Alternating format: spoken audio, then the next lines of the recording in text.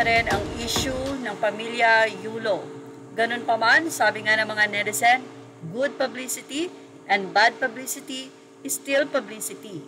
Unang-una, nasabi ni Mami Yulo ang sama ng loob niya sa pamamagitan ng social media.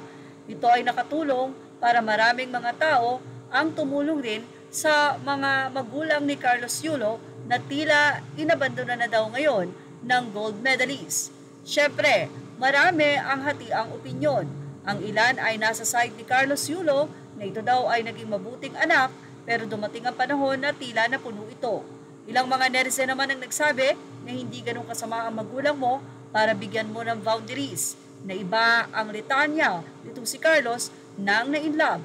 Sabi nga nila, hahamakin ng lahat, masunod ka lamang kahit pa inabandona o abandonin ko pa ang pamilya ko. Anyway, sabi nga, good publicity and bad publicity dahil itong si Mami Angge ay nakakatanggap ng maraming blessing. Isa sa nag-share ng nasabing blessing na ito ay ang kanyang kaibigan na si Gerald Fajardo.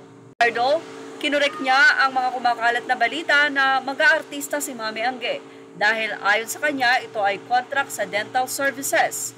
Dumarami daw ang mga kumbaga ay dumarami daw ngayon ang mga TAN-GA.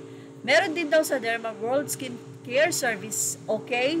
Sabi pa niya, bandang huli ay mag-antay kayo sa billboard niya, okay?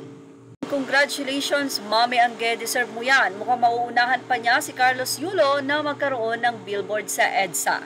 Anyway, hindi lamang yan ang blessing na natanggap ni Mami Angge dahil kamakailan lamang ay binigyan din siya ng parangal ng isang salon. At marami pa rin ang tumutulong dahil unang-una naniniwala ang mga netizen na hindi ganun kasama itong si Mami Angge. Nagkataon lang na nagkaroon siya ng chance na ibulalas ang masamang loob na siguro ay ilang taon niya nang kinikimkim. At para ito ay ma-open na sa publiko, ay tila ito na nga ang ginawa.